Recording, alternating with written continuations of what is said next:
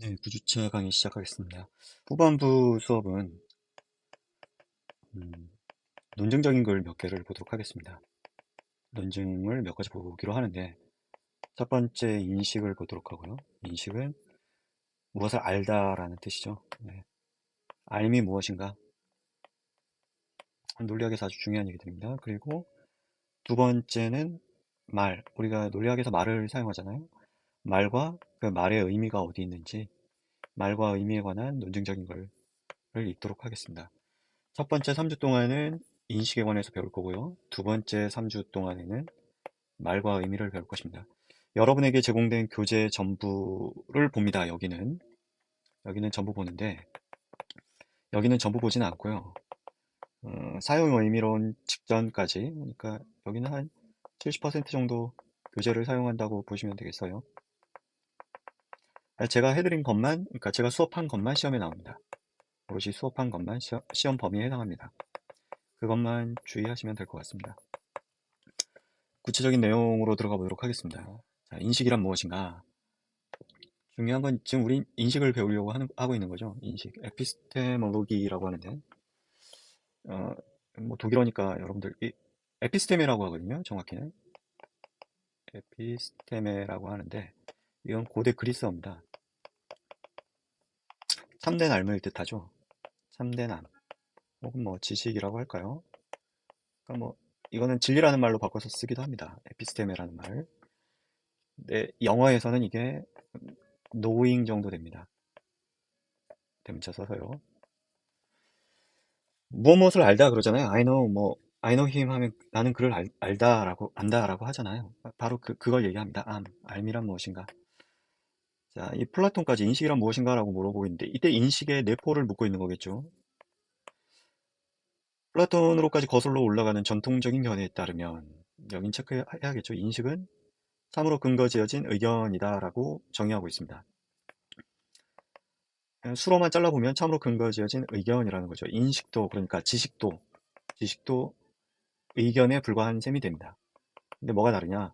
참이라고 근거 지어졌다는 겁니다. 그 점이 하나 다른데요. 자, 이 정의를 다음처럼 표현할 수 있다라고 하는데 A는 P를 안다라고 하고 있죠. 여러분 여기서 주의하셔야 될 게 A는 P를 안다라고 할 때 이때 이 P는 명제입니다. 그러니까 개념이 아니에요. 나는 사과를 안다, 혹은 뭐 펜을 안다, TV를 안다, 그게 아니라 나는 이것이 사과라는 것을 안다, 뭐 그런 거죠. 첫 번째, A는 P를 안다라는 말 속에 들어있는 의미는 오직 다음과 같은 경우에만이니까 요거는 조건 명제에서 썼던 거 기억나시죠? 뭐 P명 Q이다. 오직 Q인 경우에만 P이다. 이렇게 쓰죠. 오직 국가인 경우에만, 오직 다음과 같은 경우에만, 오직 이런 경우에만 이렇다.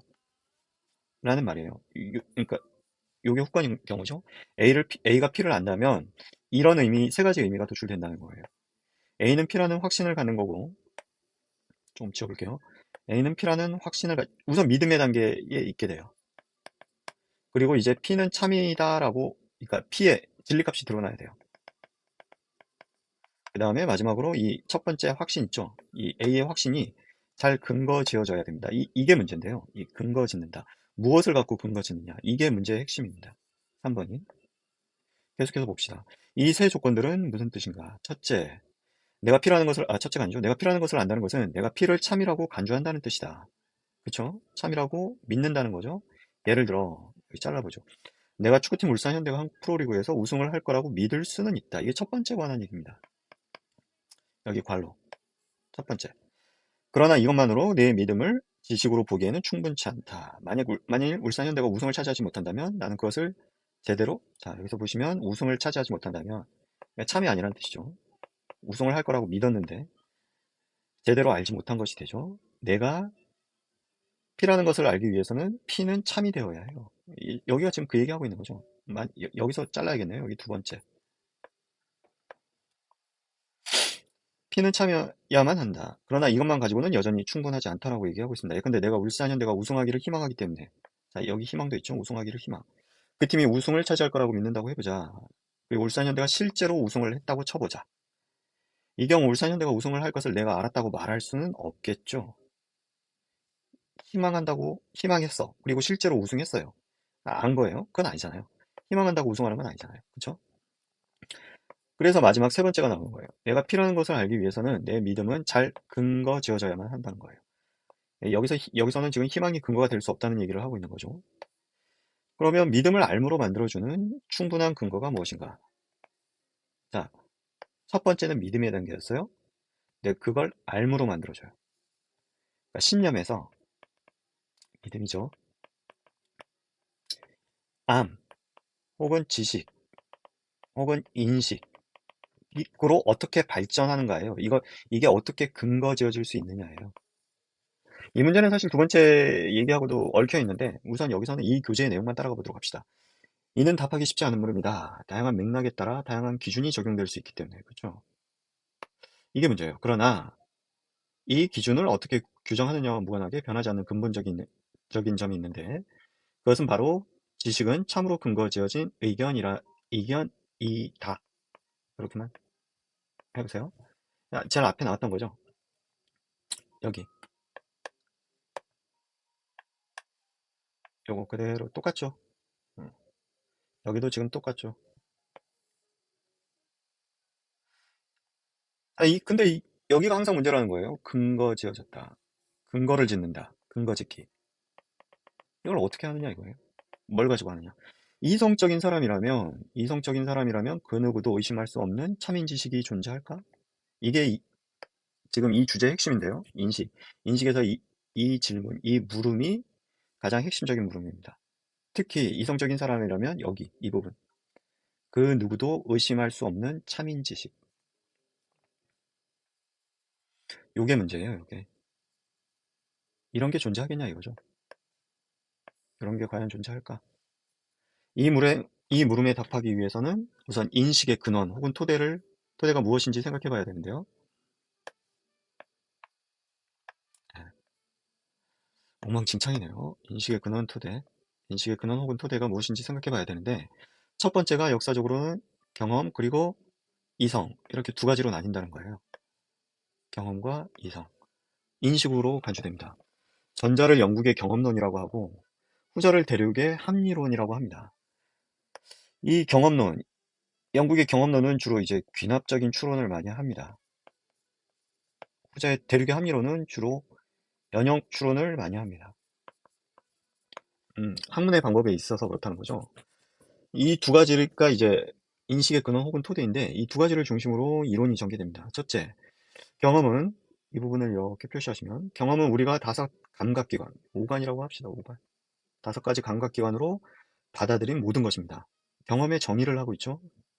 우리가 해바라기 색깔, 코끼리 형태, 신선한 커피 향기 뭐 지각하는데 경험은 바로 이런 감각적 지각을 얘기합니다. 경험에 대한 정의가 지금 하나, 둘 이렇게 두 개씩 나옵니다. 사람의 아는 것, 즉 지식은 오직 오직 뭐래요?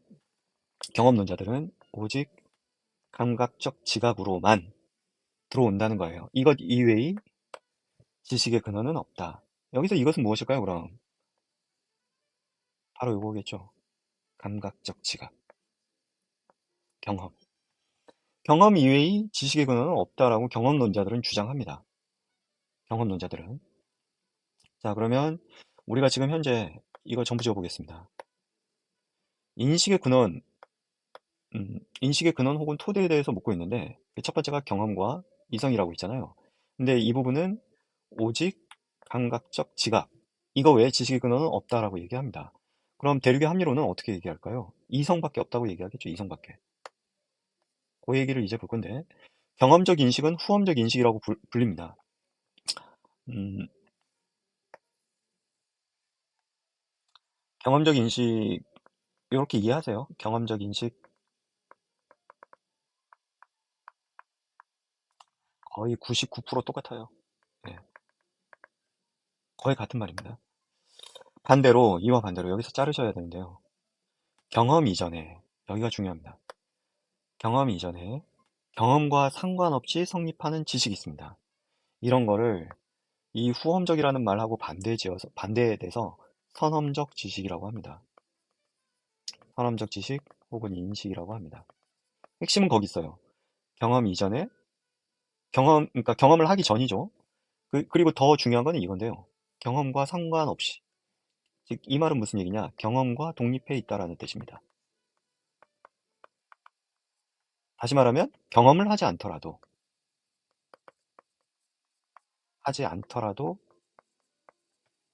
성립하는, 혹은 알고 있는, 이런 뜻이에요. 이성은, 계속해서 봅시다. 이성은 사유하고 논리적으로 추론하는 능력입니다.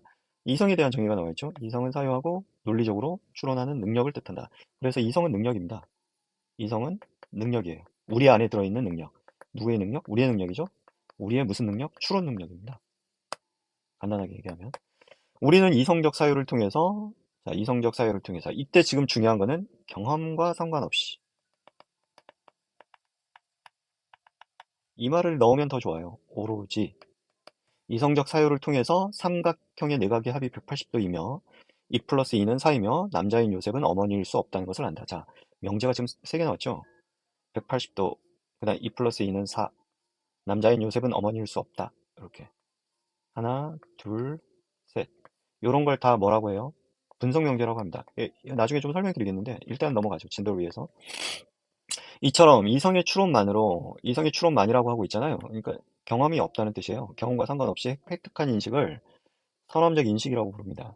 이는 경험 이전에 경험과 상관없이 아주 중요한 말이죠. 성립된 지식이기 때문입니다.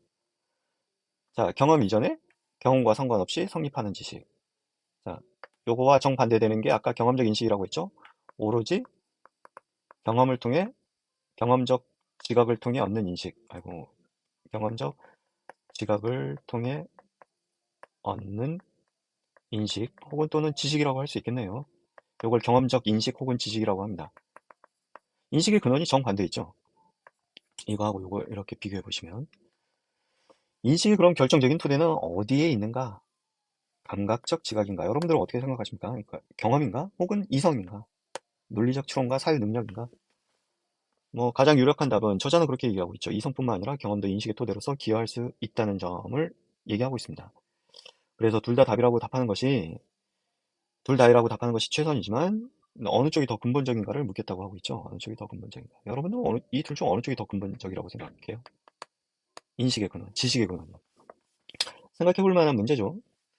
이에 대해서 전통적으로 두 조류가 있었는데 역시 그거는 경험론과 합리론이라고 합니다. 이 둘 중 하나예요. 합리론은 이성에 당연하겠죠. 오직 논리적인 추론 능력을 통해서, 즉 이성을 통해서. 그 다음에 경험론은 오직 경험을 통해서니까 경험에 우선권을 줍니다. 음. 합리론은 우리 지식이 오직 혹은 많은 부분에서, 이 오직은 빼세요. 오직 많은 부분에서 선험적 지식이라고 주장해요.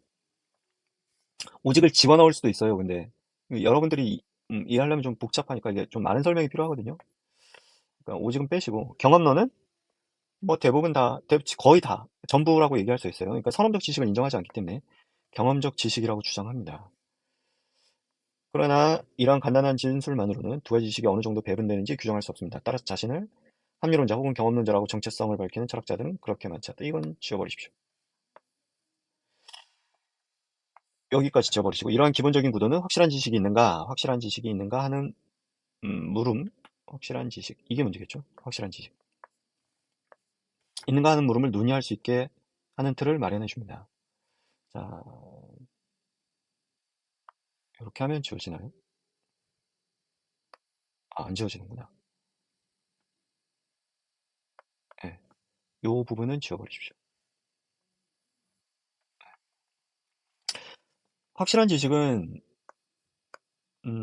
그렇게 얘기할, 이 확실한이라는 말 보니까 여러분 떠오르는 게 있죠? 떠오르는 게 확실하다.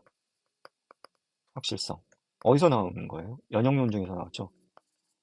전제가 참이면 결론도 반드시 참이 되는 논증을 연역 논증이라고 했는데 이 확실하려면 지금 이 물음에서는 경험적 요소를 배제해야 됩니다. 경험적 요소는 다른 말로는 우연적 요소라고 해요. 경험적 요소를 완전히 배제해야 돼요.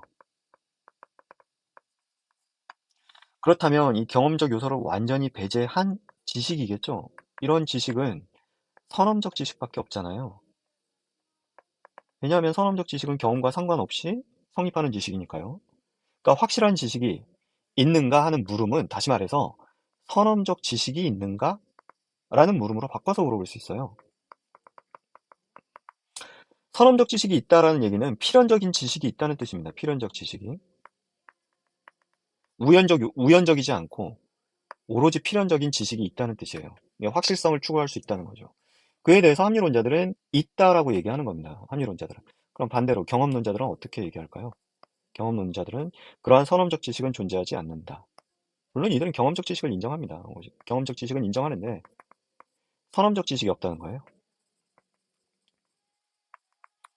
이거를 이제 논증하겠죠. 합리론자들은 선험적 지식이 있어 라고 논증을 할 거예요. 있다 라고 논증을 할 거예요. 경험론자들은 경험적 지식만 있을 뿐이지 선험적 지식이라는 건 존재하지 않는다고 논증할 거예요. 그 얘기를 여기서부터 자세히 들여다보도록 하겠습니다. 합리론은 이성을 선택한다고 그랬죠? 네. 합리론자들은 이성을 선택합니다. 이성에 더 우선권을 준다는 거죠. 이성은 논리적인 추론 능력을 얘기했고, 아까도 말씀드렸지만, 이성은 우리 안에 들어있는 능력입니다, 능력. 네, 추론 능력이에요. 비논리적인 추론 능력이 아니라 논리적인 추론 능력입니다, 우리 안에. 이성과 대비되는 말을 보통 이제 감성이라는 말을 많이 쓰는데, 감성은 수용성이라고도 하고요. 감각기관의 능력이죠. 감각할 수 있는 능력 정도를 얘기할 겁니다. 이를 통해서, 즉 이성적인 능력을 통해서 우리는 선험적 지식을 갖게 된다라고 합리론자들은 주장해요. 이게 주장입니다. 이를 통해서, 뭐를 통해서? 논리적인 추론 능력, 이성을 통해서 우리는 선험적 지식을 갖게 된다는 거겠죠. 경험적 지각 없이, 이 없이가 핵심이에요. 이 없이가. 지각 없이.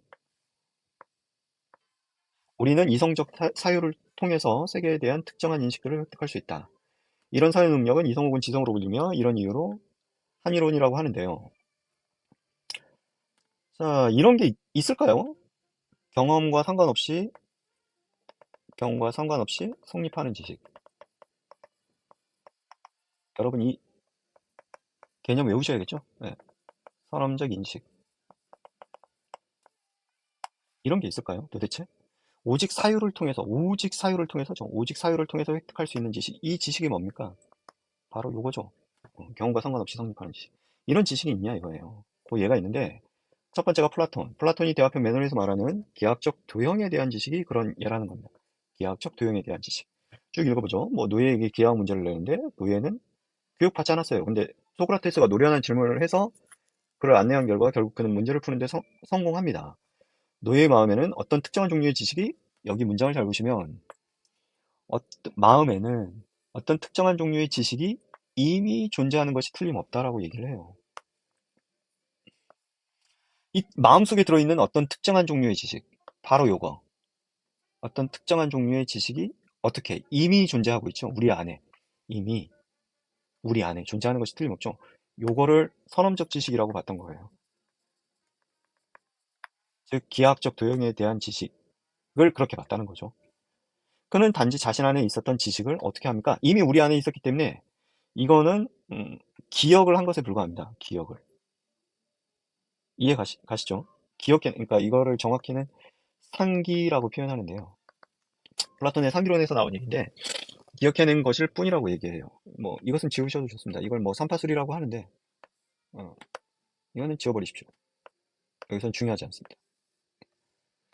선험적 인식의 예. 여기가 예죠, 예. 예 첫 번째. 그렇게 일단 기억하시고 예 1. 그 다음에 여기가 예 2에 해당합니다. 그런 지식이 또 있겠는가? 있다고 얘기합니다. 자신이 존재의 인식. 성찰이라는 책에서 데카르트는 말하는데요. 모든 것을 속일 수, 이건 악한신 논증이라고 보통 표현하는데요. 모든 것을 속일 수 있는 악마가 있다고 가정해보자 이거예요. 그는 이 악마로 정말 모든 것을 속일 수 있는가라는 물음을 던집니다. 근데 데카르트의 대답은 뭐다? 불가능하다는 거예요. 악마는 원하는 대로 나를 속일 수 있겠지만 결국 내가 생각하고 있다. 요거. 요걸 못 속인다는 거예요. 요거는 속일 수 없다. 예요. 악마는 내가 생각하는 내용은 속일 수 있는데 내가 직접적으로 의식하고 있는 바, 즉 내가 생각하고 있다는 것은 속일 수가 없다는 거죠. 이런 생각을 통해서 나는 나 자신의 실존을 의식할 수 있다는 겁니다. 내가 생각을 하고 있다는 것. 자, 요거 내가 생각을 하고 있다는 것. 나는 생각한다죠. 나에게 확실하며 확실하다고 얘기해요. 확실하다고. 따라서 나는 존재한다라고 얘기합니다. 그래서 데카르트가 얘기하죠. 나는 생각한다. 그러므로 나는 존재한다. 이걸 코기토 에르고 숨이라고 하는데 요 코기토 있죠. 이 코기토가 생각한다는 뜻이에요. 에르고는 그러므로 숨은 존재한다라는 뜻입니다. 그래서 데카르트는 이 명제를 철학의 제1명제, 모든 지식의 출발점이라고 천명을 합니다.